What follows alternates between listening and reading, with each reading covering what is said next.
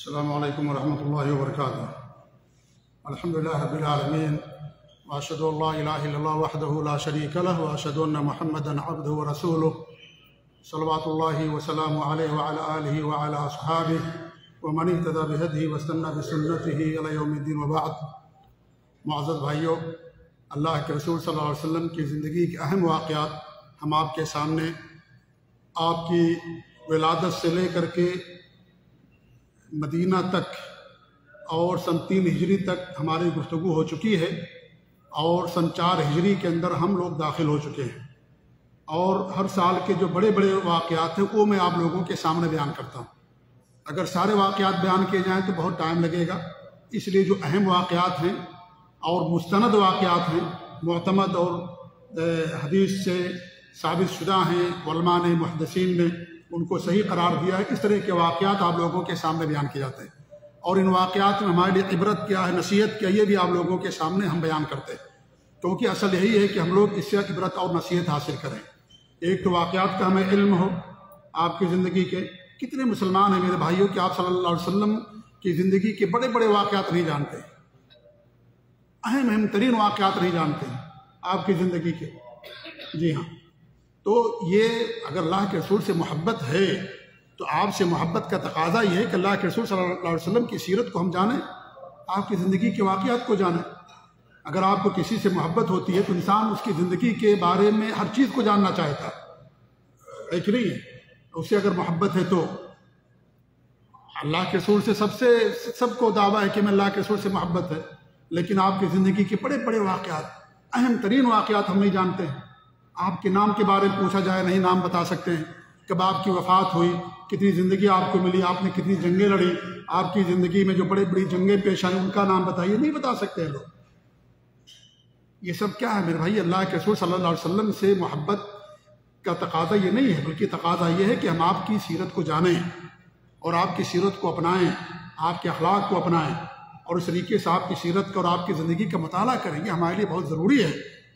اللہ کے رسول صلی اللہ علیہ وسلم کے بارے میں ہم سے قبر میں سوال کیا جائے گا کہ تمہاری طرف جو نبی بھیجا گیا تھا وہ کون تھے؟ اگر نہیں معلوم ہوگا تو کیسے جواب ہم دیں گے کہ ہمارے نبی صلی اللہ علیہ وسلم فلاں ہیں؟ نہیں معلوم پڑے گا ہم کو۔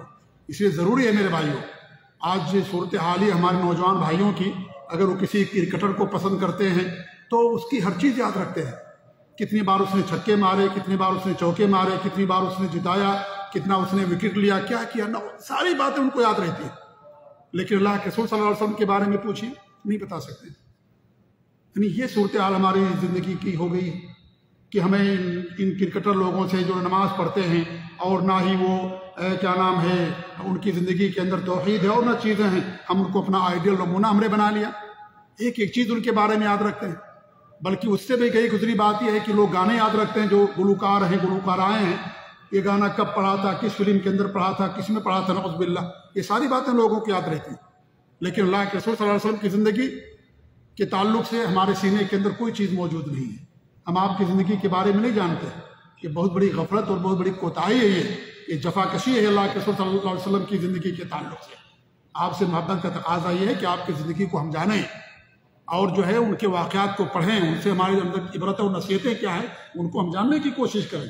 اسی لیے درس آپ لوگوں کے رکھا گیا ہے، اللہ کے رسول کی سیرت بیان کی جاتی ہے۔ اس سے پہلے انبیاء کرام کے واقعات ہم نے آپ کے سامنے بیان کیے، لگاتار کئی مہینے یا کئی سالوں تک چلتا رہا، حضرت آدم علیہ السلام سے لے کر کے حضرت عیسیٰ علیہ السلام تک تمام انبیاء کرام کے واقعات اسی مسجد کے اندر ہم نے بیان کیے۔ اس کے بعد آخری نبی جو سب سے افضل ہیں، سب کے پیشوا ہیں، سب کے رہبر ہیں، ان کی زندگی کے اہم واقعات آپ لوگوں کے سامنے بیان کیے جاتے ہیں۔ پھر بھی لوگ درس نہیں سنتے ہیں، ادھر ادھر چلے جاتے ہیں۔ میرے بھائی یہ مناسب بات نہیں ہے، یہ بھی دعوت تبلیغ کا بہت بڑا ذریعہ ہے۔ اللہ کے رسول کی سیرت کا جاننا بہت ضروری ہے، یہ ہمارے لیے ضروری ہے کہ ہم اللہ کے رسول صلی اللہ علیہ وسلم کی سیرت کو جانیں اور اس کا مطالعہ کریں۔ تو بہرحال سن 4 ہجری تک ہم لوگ پہنچ چکے ہیں آپ کی زندگی کے اندر۔ جب آپ مدینہ تشریف لے کے وہیں سے ہجرت کی شروعات ہوتی ہے، اور سن 3 ہجری تک کے جو واقعات اہم وہ میں نے آپ لوگوں کے سامنے بیان کیا ہے۔ آج سے آپ کی زندگی کا جو 4تھا سال تھا، ہجرت کا 4تھا سال، وہ میں آپ لوگوں کے سامنے آج سے جو اہم واقعات ہیں بیان کرنے کی کوشش کر رہا ہوں۔ انہی میں سے 2 واقعات ہم آپ کے سامنے بیان کریں گے، ایک رجی کا واقعہ اور ایک بیر معونہ کا واقعہ۔ یہ 2 واقعات پیش آئے اور حدیث کتابوں کے اندر دونوں واقعات موجود ہیں، بخاری کے اندر، مسلم کے اندر اور دیگر حدیث کتابوں کے اندر موجود ہیں۔ رجیع کا واقعہ یہ سن 4 ہجری ماہ صفر کے اندر پیش آیا، اور جو معونہ کا واقعہ وہ بھی ماہ صفر ہی میں سن 4 ہجری کے اندر پیش آیا ہے۔ رجیع کا جو واقعہ ہے اور حادثہ کچھ اس طریقے سے ہے، صحیح بخاری کی روایت کے مطابق اللہ کے رسول صلی اللہ علیہ وسلم نے راستوں اور سرحدوں کی حفاظت کے لیے 10 صحابہ کرام کو بھیجا اور ان سب کا امیر بنایا حضرت عاصم بن ثابت رضی اللہ تعالی عنہ کو۔ بعض روایتوں کے اندر آتا ہے کہ عزل اور قارہ یہ 2 قبیلے کے لوگ تھے، ہمارے نبی صلی اللہ علیہ وسلم کے پاس آئے اور ان سے کہنے لگے کہ ہمارے پاس مبلغ بھیج دیجئے کہ آ کر کے وہ ہمیں دین کی جو ہے نصیحت کریں، ہمیں دین کے بارے میں بتائیں، اسلام کے بارے میں۔ تو آپ نے 10 صحابہ کرام کو بھیجا اور ان سب کا امیر بنایا کن کو؟ حضرت عاصم بن ثابت رضی اللہ تعالیٰ عنہ کو۔ جب یہ لوگ رجیع ایک چشمے کا نام ہے، پانی کا چشمہ، وہاں پہنچے تو ان لوگوں نے بدعہدی کی اور قبیلے حذیل کے کچھ لوگ تھے، انہوں نے چاروں طرف سے صحابہ کرام کو گھیر لیا۔ اور یہ جو رجیع کا چشمہ ہے یہ رابغ اور جدہ کے درمیان پڑتا ہے۔ آپ نے مدینہ سے بھیجا، رابغ اور جدہ کے درمیان قبیلے بنو حذیل کے لوگ رہتے تھے، وہاں پانی کا ایک چشمہ تھا جس کا نام تھا رجیع۔ وہاں رجیع جب پہنچے تو اس طریقے سے وہاں ان لوگوں نے، قبیلے بنی حذیل کے لوگوں نے ان پر حملہ کر دیا اور ان کو گھیر لیا چاروں طرف سے۔ اب وہ صحابہ کرام ایک پہاڑی کے اوپر چڑھ گئے اپنی جان کی حفاظت کے لیے، تو مشرکوں نے کہا کہ تم سب اتر آؤ، ہم عہد و پیمان دیتے ہیں، ہم کسی کو قتل نہیں کریں گے۔ عاصم رضی اللہ تعالیٰ عنہ نے اترنے سے انکار کر دیا، یہ مشرکین ہیں، بدعہدی کریں گے، قتل کر دیں گے ہم کو۔ اس کے بعد پھر تیروں کے تبادلہ شروع ہوا، مشرکین کی طرف تیر برسائے جانے لگے، وہ لوگ پہاڑی پر تھے ان کی طرف سے بھی تیر برسائے جانے لگے۔ ایک طرف 10 لوگ ہیں، ایک طرف پورے قبیلے کے لوگ ہیں، ان کا علاقہ ہے، ان کی بستی ہے، ظاہر بات ہے ان کے پاس اتنی طاقت تو نہیں تھی کہ ان کا مقابلہ کر سکیں۔ تو جو 7 صحابہ تھے وہ وہیں پر شہید ہو گئے، پہاڑی کے اوپر، ٹیلے ہی کے اوپر۔ 3 صحابہ کرام بچے، عاصم بن ثابت رضی اللہ عنہ بھی شہید ہو گئے اور دیگر لوگ شہید ہو گئے۔ تو انہوں نے پھر وعدہ دہرایا، کہا آپ لوگ نیچے اتر آئیے، ہم عہد و پیمان دیتے ہیں کہ آپ لوگوں کو قتل نہیں کریں گے۔ وہ تینوں صحابہ کرام اتر آئے، نیچے جب اتر آئے تو نیچے اتر آنے کے بعد ان لوگوں نے انہیں پکڑ لیا اور ان سب کو رسیوں سے باندھ دیا، تینوں صحابہ کرام کو۔ ان میں سے ایک تھے خبیب رضی اللہ تعالیٰ عنہ، دوسرے صحابی تھے زید بن دسنہ رضی اللہ تعالیٰ عنہ، ایک اور صحابی تھے، 3 صحابہ تھے۔ جو تیسرے صحابی تھے انہوں نے کہا کہ یہ بدعہدی ہے، آپ نے کہا تھا آپ لوگوں نے کہ ہم قتل نہیں کریں گے، یہ تم لوگوں نے بدعہدی کی ہمارے ساتھ، ہمیں لا کر کے رسیوں کے اندر باندھ دیا۔ تو انہوں نے ان کے ساتھ جانے سے انکار کر دیا، وہ رسی میں باندھ کر کے گھسیٹ کر کے لے کر جا رہے تھے تو انہوں نے جانے سے انکار کر دیا۔ تو ان لوگوں نے اس صحابی کو وہیں پر قتل کر دیا، شہید ہو گئے ایک صحابی۔ اب 2 صحابی بچے، ایک تھے خبیب رضی اللہ تعالیٰ عنہ، دوسرے تھے زید بن دسنہ رضی اللہ تعالیٰ عنہ۔ ان لوگوں کو انہوں نے کیا کیا، مکہ میں لے جا کر کے ان دونوں کو بیچ دیا، مکہ میں لے جا کر کے ان دونوں کو انہوں نے بیچ دیا۔ ان دونوں نے، ایک تو زید رضی اللہ عنہ اور ایک خبیب رضی اللہ عنہ، غزوہ بدر میں مکہ کے جو سرداران تھے ان کو انہوں نے قتل کیا تھا۔ تو ان لوگوں نے جا کر کے جن لوگوں کو انہوں نے قتل کیا تھا ان کے ورثہ کے ہاتھ بیچ دیا، حضرت زید کو اور حضرت خبیب رضی اللہ تعالیٰ عنہ کو۔ خبیب رضی اللہ تعالیٰ عنہ کو پھانسی دینے کے لیے یہ لوگ حرم سے باہر تنعیم لے کر کے آئے، اگرچہ مشرک تھے مکہ کے لوگ، لیکن مکہ کی تعظیم کرتے تھے، حرم کی تعظیم کرتے تھے، اسی لیے حرم کے اندر انہوں نے پھانسی نہیں دیا، بلکہ حدود حرم سے باہر تنعیم، جہاں مسجد عائشہ اس وقت ہے، وہ تنعیم کا علاقہ کہلاتا جو حدود حرم سے باہر ہے، تو وہاں لے کر گئے اور وہاں ان کو پھانسی دینا چاہا، لیکن انہوں نے کہا کہ مجھے 2 رکعت نماز پڑھنے کے لیے چھوڑ دو۔ تو انہوں نے چھوڑ دیا، انہوں نے 2 رکعت نماز پڑھی اور یہ کہا کہ اگر تم لوگ یہ نہ کہتے کہ میں موت کی گھبراہٹ سے لمبی نماز پڑھ رہا ہوں تو میں اور لمبی نماز پڑھتا، ورنہ تم لوگ مجھے تانا دیتے کہ موت کی گھبراہٹ سے، ڈر سے یہ نماز لمبی پڑھ رہا ہے کہ کچھ دیر اور یہ جی لے، اگر یہ مجھے اس بات کا تانا نہ ہوتا تو میں نماز اور لمبی پڑھتا۔ پھر انہوں نے ان پر بددعا کی، حضرت خبیب رضی اللہ تعالیٰ عنہ نے ان لوگوں پر بددعا کی اور کہا کہ اللہ تعالیٰ تو ایک ایک کو گن لے اور ان میں سے کسی کو نہ چھوڑنا۔ پھر اس موقع پر انہوں نے کچھ اشعار کہے، اور یہ بہت اہم اشعار تھے. ان میں سے ایک شعر میں آپ لوگوں کے سامنے پیش کرتا ہوں کہ اشعار بہت مقبول ہوئے، بہت شہرت ملی ان اشعار کو. ان میں سے ایک شعر یہ تھا، وَلَسْتُ أُبَالِي حِينَ أُقْتُلُ مُسْلِمًا عَلَىٰ أَيِّ شِقٍّ كَانَ لِلَّهِ مَصْرَعِي. یہ لمبے اشعار ہیں. ان میں سے ایک مصرع میں نے آپ لوگوں کے سامنے پیش کیا ہے. ان کا کہنا، اس کا مطلب یہ ہے کہ اگر میں اسلام کی حالت میں مارا جاؤں تو مجھے کوئی پرواہ نہیں کہ میں مر کر کے کس پہلو پر گرتا ہوں، مجھے کوئی پرواہ نہیں. اسلام کی حالت میں اگر ہماری جان نکلتی ہے، کیونکہ مرنا تو ہی ایک دن سب کو، شہادت ملتی ہے، اسلام کی حالت میں موت ہوتی ہے. انسان کتنے دن جیے گا؟ ایک دن اس کو مرنا ہی مرنا ہے. تو اگر اسلام پر ہماری وفات ہوتی ہے، میں قتل کر دیا جاتا ہوں، مجھے شہید کر دیا جاتا ہوں، تو کسی بھی حالت میں میری وفات ہو یا مر کر کے کسی پہلو پر میں گروں، مجھے اس سے کوئی فرق نہیں پڑتا ہے. میرے لیے اہم بات یہ ہے کہ میں شہید ہو جاؤں، اللہ کی راہ میں قبول کر لیا جاؤں اور شہادت کا درجہ مجھے نصیب ہو. بہت اہم اشعار تھے اور یہ شعر بہت کافی مشہور ہوا اور جو ہے یہ جو میں نے آپ کے سامنے پڑھا. بہرحال ابو سفیان بھی اس وقت تھے، مسلمان نہیں ہوتے بعد میں. ابو سفیان نے اسلام قبول کیا سن 8 ہجری میں جب مکہ فتح ہوا. تو انہوں نے کہا، ابو سفیان نے، کیا تم اس بات کو پسند کرو گے کہ تمہارے بدلے تمہارے نبی محمد صلی اللہ علیہ وسلم ہوتے اور ہم ان کی گردن مار دیتے نعوذ باللہ اور تمہیں چھوڑ دیتے؟ تو اپنے بال بچوں میں جاتے، اہل ویال میں جاتے، عیش کرتے اور مزے سے جیتے. کیا تم یہ چاہتے تھے؟ کیا تم اس بات کو پسند کرو گے کہ تمہارے بدلے تمہارے نبی کو قتل کر دیا جائے؟ تو انہوں نے کہا، واللہ مجھے یہ بھی پسند نہیں ہے کہ آپ کے پاؤں میں کانٹا چبھے اور میں چھوڑ دیا جاؤں. قتل کی بات تو دور کی ہے، میں یہ بھی نہیں چاہتا ہوں کہ آپ کے پاؤں میں کانٹا چبھے. یہ ہے میرے بھائیو صحابہ کے اللہ کے رسول سے محبت. یہ نہیں کہ میری جان بچ جائے اور میرے بدلے میں نبی کو قتل کر دیا جائے، یہ تو بہت دور کی بات ہے، سوچا بھی نہیں جا سکتا. میں یہاں تک نہیں چاہتا کہ نبی صلی اللہ علیہ وسلم کی قدم مبارک میں کانٹا چبھے اور مجھے چھوڑ دیا جائے. یہ آپ سے محبت کی سچی مثال ہے. صحابہ کرام نے جو مثالیں پیش کی میرے بھائیوں، وہ ہمارے لیے نمونہ ہیں. اسی لیے اللہ رب العالمین نے صحابہ کرام کی تعریف کی، ان کے لیے جنت کا وعدہ فرمایا. تمام صحابہ کے لیے، جو فتح مکہ سے پہلے اسلام لائے، جو فتح مکہ کے بعد اسلام لائے، ہر صحابی کے لیے اللہ رب العالمین نے کیا فرمایا؟ وَكُلًّا وَعَدَ اللَّهُ الْحُسْنَى. ہر صحابی کے لیے اللہ نے الحسنہ کا وعدہ کیا. اور الحسنہ جب قرآن میں آئے اس کا مطلب جنت ہوتا ہے. جیسا کہ عبداللہ بن عباس جو قرآن کے بڑے مفسر گزرے ہیں، حبر امت کہا جاتا ہے، مفسر قرآن، ہمارے نبی ان کے لیے دعا فرمائی تھی. وہ کہتے ہیں الحسنہ کا مطلب ہے جنت. الحسنہ معنی ہوتا ہے اچھی چیز. جنت سے اچھی چیز کوئی ہو سکتی ہے؟ نہیں ہو سکتی. اس لیے الحسنہ جہاں بھی آیا ہے قرآن میں، اس سے مراد جنت ہے، یا جنت کے اندر درخت کا نام ہے، یعنی جنت کے اندر ہی وہ چیز ہوگی. تو اللہ رب العالمین نے سب کے لیے الحسنہ اور جنت کا وعدہ کیا. یہ صحابہ کرام ہے.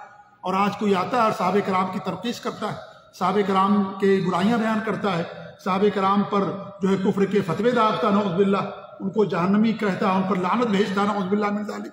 سوچنے کی بات ہے. یہ صحابہ کرام اللہ کے رسول کے پاؤں میں کانٹا چبھنے کو بھی پسند نہیں کرتے تھے. غزوہ احد میں لوگوں نے اپنے جان کے نذرانے پیش کر دیے نبی صلی اللہ علیہ وسلم کی حفاظت کے لیے. ان صحابہ کرام جن کے بدولت آج دنیا کے اندر اسلام پھیلا اللہ کے فضل کے بعد، انہی صحابہ کرام کو اسلام سے خارج کیا جاتا ہے. انہی صحابہ کرام کو ظالم کہتے ہیں، ڈکٹیٹر کہتے ہیں. انہی صحابہ کرام پر انگلیاں اٹھائی جاتی ہیں. بڑے بڑے صحابہ کرام، عمرو بن عاص، عثمان بن عفان، اور اس طریقے سے مغیرہ بن شعبہ، معاویہ رضی اللہ تعالیٰ عنہ، ان صحابہ کرام کو بڑے بڑے صحابہ، کاتب وہی ہیں، ان میں سے کوئی خلیفہ راشد ہیں حضرت عثمان رضی اللہ تعالیٰ عنہ، مغیرہ بن شعبہ، بڑے بڑے صحابہ کرام پر انگلیاں اٹھائی جاتی ہیں نعوذ باللہ من ذالک. انہیں برا بھلا کہا جاتا ہے. تو میرے بھائی، یہ صحابہ سے محبت ایمان کی علامت ہے. صحابہ کے بارے میں وہی زبان دراز کرے گا جو منافق ہوگا. جو منافق ہوگا، ایمان کا نفاق ہوگا، وہی کرے گا.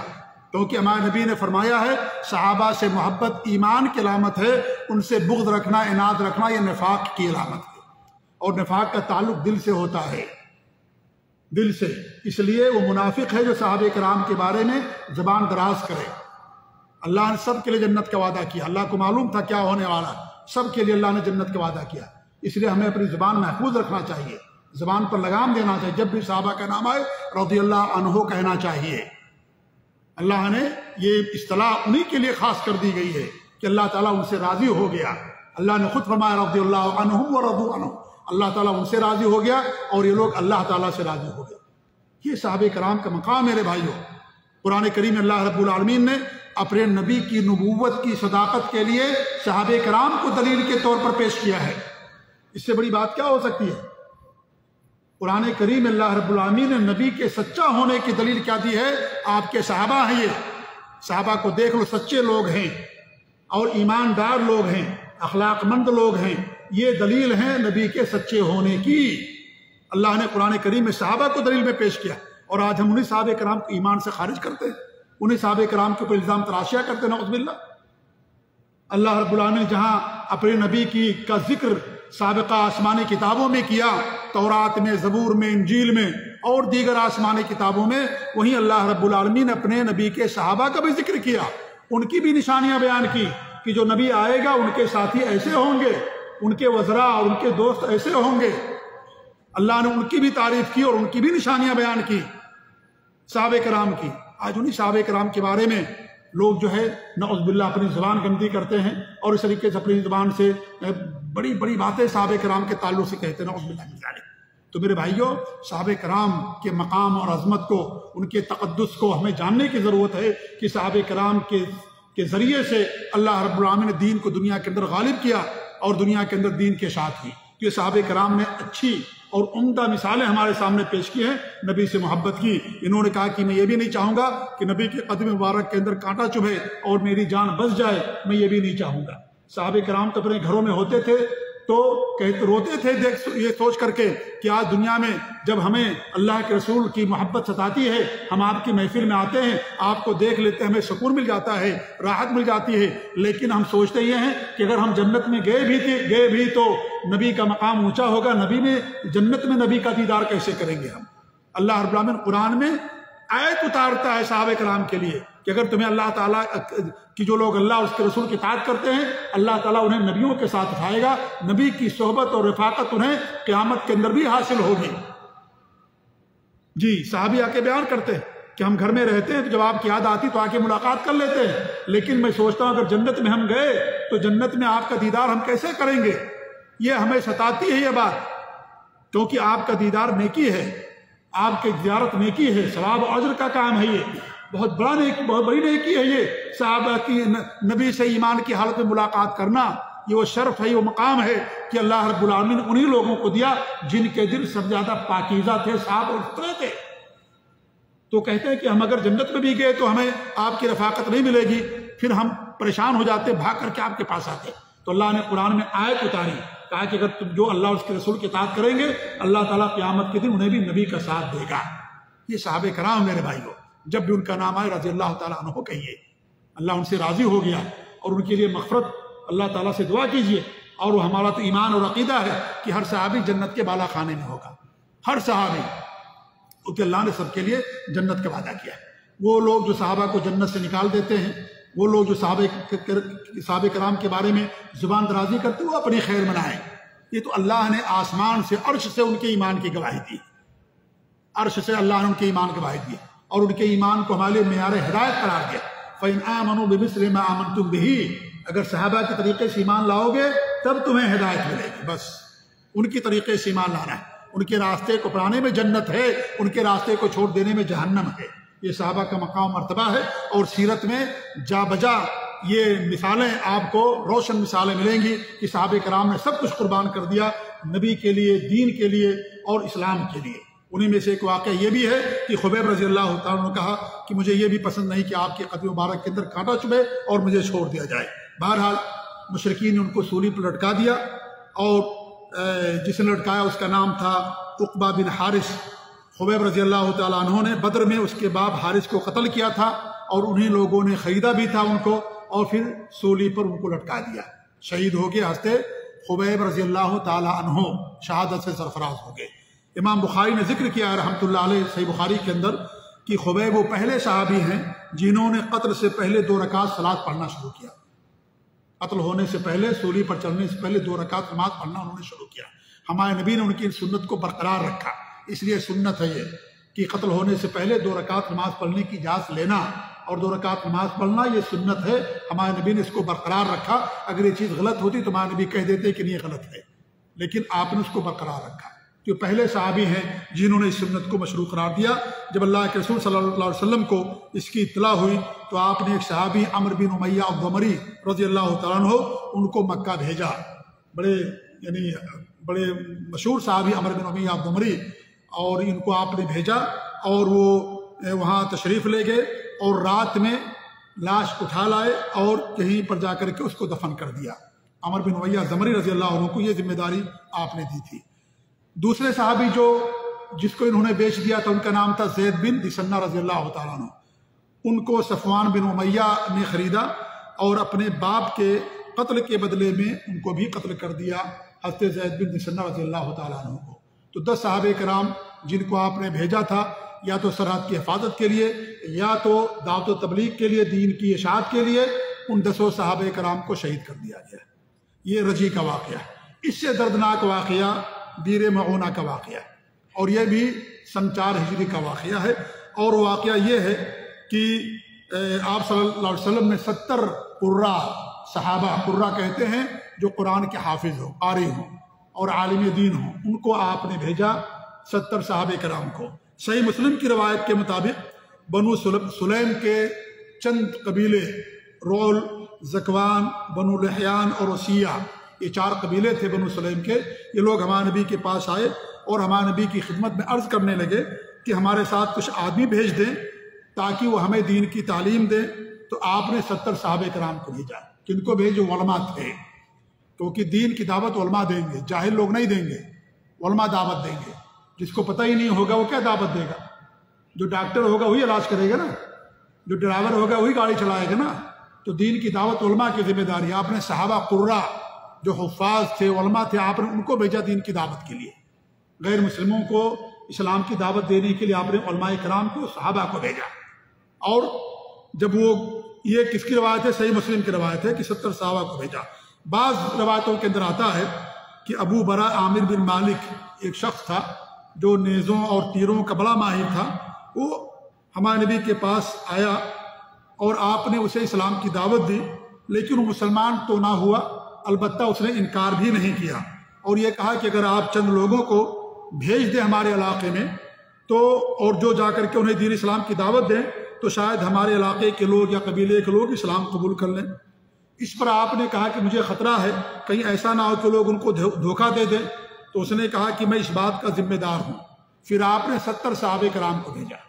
کتنے صحابہ کو؟ 70 صحابہ کرام کو. تو 2 روایتیں آتی ہیں. ایک روایت تو یہ ہے کہ صحیح مسلم کی روایت کہ بنو سلیم کے قبیلے کے کچھ لوگ آئے اور کہا کہ آپ ہمارے پاس کچھ لوگوں کو بھیج دیں، ہمیں دین کی تعلیم دیں. ایک دوسری روایت کے مطابق جو اہل مغازی نے بیان کیا ہے کہ ایک شخص ابو برا عامر بن مالک اس کا نام تھا، وہ آیا اور آپ نے اسے اسلام کی دعوت دی. اس نے اسلام تو نہیں قبول کیا، البتہ اس نے یہ کہا کہ ہمارے علاقے میں قبیلے میں بھیج دیجئے لوگوں کو، انہیں اسلام کی دعوت دیں گے، ہو سکتا ہے لوگ اسلام قبول کر لیں. تو آپ نے 70 صحابہ کرام کو جو علماء تھے، قرآن کے حافظ اور قاری تھے، آپ نے ان کو بھیجا. جب وہ بیر معونہ کے قریب پہنچے، بیر کہتے ہیں کنویں کو، یہ کنواں تھا انہی علاقوں میں، یہ رول، زکوان اور بنو لحیان کے علاقے میں. جب وہاں پہنچے اس کنویں کے پاس تو ان قبیلوں کے لوگوں نے ان تمام لوگوں کا محاصرہ کر لیا اور سب کو شہید کر ڈالا. 70 کے 70 صحابہ کرام شہید ہو گئے، کیونکہ یہ جنگ کے لیے نہیں گئے تھے، یہ تو اسلام کی دعوت کے لیے گئے تھے، تبلیغ کے لیے گئے تھے، علماء تھے، ان کے لیے اللہ کے رسول صلی اللہ علیہ وسلم نے بھیجا تھا. ان کے پاس نہ تیر تھے، نہ ہتھیار تھے، نہ نیزہ تھا، کچھ نہیں تھا. وہ گئے تھے اسلام کی دعوت کے لیے. جب ان کے علاقے پہنچے تو ان لوگوں نے ان کا محاصرہ کر لیا. اب جب محاصرہ کر لیا جائے گا، اب آپ ایک تصور کے جیسے ہم لوگ یہاں بیٹھے ہوئے ہیں اور یا چند لوگ جہاں کہیں اکٹھا ہوں، باہر سے لوگ ہتھیار اور نیزہ تلوار لے کر کے محاصرہ کر لیں تو آپ کچھ نہیں کر سکتے. اب آپ کے ہاتھ میں کچھ نہیں ہے، اب یا تو اور آپ کو قتل ہی کر دیا جائے گا. تو وہی صورتحال پیش آئی. 70 کے 70 صحابہ کرام شہید کر دیے گئے. صرف ایک صحابی بچ نکلے تھے جن کا نام تھا کعب بن زید رضی اللہ تعالیٰ عنہ. ایک صحابی بس، وہ غزوہ خندق میں شہید ہوئے. کعب بن زید رضی اللہ، انہوں نے آ کر کے اللہ کے رسول کو اطلاع دی کہ ہم لوگوں کے ساتھ یہ معاملہ ہو گیا اور 59 کے 69 لوگوں کو شہید کر دیا گیا. صرف ایک صحابی بچے تھے، وہ کعب بن زید رضی اللہ تعالیٰ عنہ تھے. آپ صلی اللہ علیہ وسلم کو ان واقعات سے بہت سخت صدمہ پہنچا. ایک تو رجی کا واقعہ اور اس سے بڑھ کر کے واقعہ یہ جو پیش آیا جس میں 70 صحابہ کرام کو شہید کر دیا گیا. آپ کو بہت صدمہ، بہت تکلیف پہنچی. اسی لیے صحیح بخاری اور صحیح مسلم کی روایتیں ہیں کہ آپ نے پورے 1 مہینے تک ان لوگوں پر بد دعا فرمائی تھی. پورے 1 مہینے تک فجر کی نماز میں، ظہر کی نماز میں، عصر کی نماز میں، مغرب اور عشاء کی نماز میں آخری رکعت میں آپ سمیع اللہ لمن حمدہ کہنے کے بعد رکوع سے اٹھنے کے بعد آپ نے ان پر باقاعدہ قنوت نازلہ پڑھا، ان کے لیے بد دعا کی. اور جو کمزور مسلمان تھے ان علاقوں میں آپ نے ان کے لیے دعائیں فرمائیں. وہیں سے قنوت نازلہ کا ثبوت ہوا کہ جہاں مسلمان پریشانی میں ہوں، تنگی اور تکلیف میں ہوں، ان کے لیے دعائیں کی جائیں، اور جو ان پر ظلم کرے ان کے لیے بد دعا کی جائے. تو آپ صلی اللہ علیہ وسلم نے باقاعدہ ان کے لیے پورے 1 مہینے تک بد دعا فرمائی. پورے 5 نمازوں، فرض نمازوں میں، نفل نمازوں میں نہیں. کتنی نمازوں میں؟ فرض نمازوں میں آپ ان کو باقاعدہ بد دعا فرمائی پورے 1 مہینے تک. آپ کے تعلق سے میں نے بتایا تھا اس سے پہلے نبی صلی اللہ علیہ وسلم کے بارے میں کہ جب آپ کو طائف میں لوگوں نے لہو لہان کیا تب بھی آپ نے بد دعا نہیں کی تھی. حالانکہ آپ کو لہو لہان کیا، آپ کے جسم سے خون نکلا اور اس طریقے سے قدم مبارک کے اندر، جوتے کے اندر جم گیا، لیکن پھر بھی پہاڑوں کا فرشتہ آیا اور کہا کہ اگر آپ کا حکم ہو تو ان دونوں کو دونوں پہاڑیوں کے درمیان میں پیس دیا جائے، ہمیشہ کے لیے ختم ہو جائیں. لیکن ہمارے نبی نے کیا کیا؟ بد دعا بھی نہیں کی اور کہا کہ ہمیں اللہ کی ذات سے امید ہے کہ اللہ ان کی نسلوں سے ایسے لوگوں کو نکالے گا جو ہمارے دین کو قبول کریں گے اور اسلام لے کر کے آئیں گے. آپ کو تکلیف دی گئی، آپ نے بد دعا نہیں فرمائی، لیکن آپ کے 70 صحابہ کو شہید کر دیا گیا. آپ بہت زیادہ غمگین ہو گئے اور اس طریقے سے بہت زیادہ آپ یعنی اس واقعے سے بہت زیادہ مغموم ہو گئے جو واقعہ آپ کی زندگی کے اندر پیش آیا. 70 صحابہ کرام معمولی بات نہیں، وہ بھی کیونکہ سب کے سب علماء تھے، سب کے سب قراء اور حفاظ تھے، دین کی دعوت کے لیے گئے تھے اور ان سب کو شہید کر دیا گیا. میرے بھائیوں، اس سے پتہ چلتا ہے کہ ہمارے نبی صلی اللہ علیہ وسلم کو غیب نہیں معلوم تھا. اگر غیب معلوم ہوتا تو آپ 70 صحابہ کرام کو نہیں بھیجتے. آج ہمارے یہاں ایک بڑا طبقہ جو کہتا ہے کہ اللہ کے رسول کو علم الغیب تھا. آپ سب جانتے تھے، نعوذ باللہ، پوری چیزوں کا علم تھا آپ کو، آپ عالم الغیب تھے. یہ غلط عقیدہ ہے، یہ قرآن کے خلاف ہے، حدیثوں کے خلاف ہے، آپ کی زندگی کے اندر جو واقعات پیش آئے اس کے خلاف ہے. یہ واقعہ کتنی بڑی دلیل ہے، رجی کا واقعہ دلیل ہے، یہ واقعہ دلیل ہے. اگر آپ عالم الغیب ہوتے تو آپ کو معلوم ہو جانا چاہیے تھا کہ ہمارے صحابہ کو قتل کر دیا جائے گا. آپ جاننے کے باوجود بھی نعوذ باللہ گویا کہ آپ نے ان کو بھیج دیا اور ان تمام صحابہ کرام کو قتل کر دیا گیا، اور آپ نے جو ہے بھیجنے سے انکار نہیں کیا. اگر آپ عالم الغیب ہوتے تو ان کو، ہمارے نبی کو معلوم ہونا چاہیے تھا. تو یہ واقعات دلالت کرتا ہے اس بات پر کہ ہمارے نبی صلی اللہ علیہ وسلم عالم الغیب نہیں تھے، آپ کو غیب کا علم نہیں حاصل تھا. اگر کوئی عقیدہ رکھتا ہے تو اللہ رب العالمین کے ساتھ شرک کرتا ہے، کیونکہ یہ عقیدہ اللہ تعالیٰ کے ساتھ خاص ہے. قل انما الغیب للہ، آپ کہہ دیجیے غیب کا علم اللہ کے علاوہ کسی کے پاس نہیں. اللہ ہی عالم الغیب و شہادہ، اللہ کے علاوہ کوئی عالم الغیب و شہادہ نہیں ہے. نہ کوئی پیر، نہ کوئی فقیر، نہ کوئی مولوی، نہ کوئی عالم، کوئی عالم الغیب و شہادہ نہیں ہے. عالم الغیب اللہ رب العالمین ہے. جب ہمارے نبی نہیں ہیں جو آپ صلی اللہ علیہ وسلم کا اتنا اونچا مقام مرتبہ، تو پھر کوئی پیر اور فقیر کیسے عالم الغیب ہو سکتا ہے؟ دوسرا آدمی کیسے عالم الغیب ہو سکتا ہے؟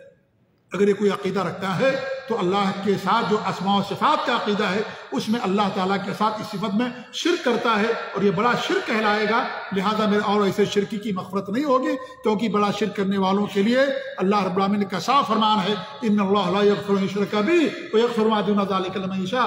شرک کرنے والوں کی مغفرت نہیں ہوگی. اللہ تعالیٰ اس کے علاوہ دیگر چھوٹے گناہوں کو معاف کر دے گا، کیونکہ سب سے بڑا گناہ ہے یہ شرک اللہ رب العالمین کے ساتھ کرنا. اللہ ہی عالم الغیب ہے، یہ ہمارا عقیدہ ہونا چاہیے. یہ قرآن اور سنت کا، نبی کا، صحابہ کا، سب کا عقیدہ یہی ہے. لہذا ہمارا بھی عقیدہ ہونا چاہیے. تو اس واقعے سے ہمیں درس ملتا ہے کہ ہمارے نبی عالم الغیب نہیں تھے. صحابہ نے کتنی قربانیاں پیش کی، یہ بھی ہمیں درس ملتا ہے. صحابہ کا ایمان کتنا مضبوط تھا، کس قدر انہوں نے ایمان کے لیے اور دین کے لیے کس قدر انہوں نے قربانیاں دی ہیں. آج تو ہم پیدائشی مسلمان ہیں، کوئی ہم نے اس کے لیے تکلیف نہیں اٹھائی، ہم نے اس کے لیے کوئی مصیبت نہیں برداشت کیا، ہم تو پیدائشی مسلمان ہیں. صحابہ کرام نے کتنی قربانیاں دی، ہمارے نبی نے کتنی قربانیاں دی. یہ سیرت کے واقعات سے یہ ساری چیزیں میرے بھائیوں ہمیں یہ جو ہے یہ معلوم پڑتا ہے جب سیرت واقعہ پڑھیں گے. اور قنوت نازلہ بھی اس سے ثابت ہوا کہ اگر مسلمانوں کو تکلیف ہو تو ایسے مسلمانوں کی لیے دعا کرنا اور جو دشمنان ہیں جو ان پر ظلم کر رہے ہیں، انہیں قتل کر رہے ہیں، مار رہے ہیں، ان کے لیے بد دعا کرنا یہ بھی شریعت کے اندر مسنون ہے، لیکن بہتر یہ کہ حاکم وقت کی اجازت سے ہو۔ اگر حاکم وقت اجازت دے تب انسان کو یہ دعا کرنی چاہیے، یہ زیادہ بہتر ہے۔ اگرچہ بعض علماء نے کہا ہے کہ حاکم وقت کی اجازت کے بغیر بھی انسان کر سکتا ہے، لیکن صحیح بات یہ ہے کہ بہتر یہی ہے کہ حاکم وقت کی اجازت ہو، کیونکہ یہ وہ مسائل ہیں جن کا تعلق حاکم وقت سے ہے، یہ مسائل ہیں جن کا تعلق حاکم وقت سے ہے، لہذا ایسی صورت میں کیونکہ وہی جواب دہ ہوگا دوسرے ملکوں کے سامنے، اس لیے اس کی اجازت ہو تو انسان کرے تو زیادہ بہتر ہے۔ آج ہم نے یہ دو واقعات پڑھے ہیں، رجی اور بیر معونہ کا واقعہ، انشاءاللہ آنے والے دنوں میں مزید واقعات پڑھیں گے۔ اللہ تعالیٰ دعا کہ اللہ رب العالمین ہمیں اپنے نبی صلی اللہ علیہ وسلم کی سیرت پاک کو جاننے کی توفیق عنایت فرمائے۔ اللہ تعالیٰ ہم سب کو دین توحید پر رکھے، سنت پر رکھے۔ اللہ تعالیٰ شرک اور بدعات اور خرافات سے ہم سب کی حفاظت فرمائے۔ وصلی اللہ علیہ محمد وعلی آلہ وصحبہ اجمعین، وجزاکم اللہ خیر، والسلام علیکم ورحمۃ اللہ وبرکاتہ۔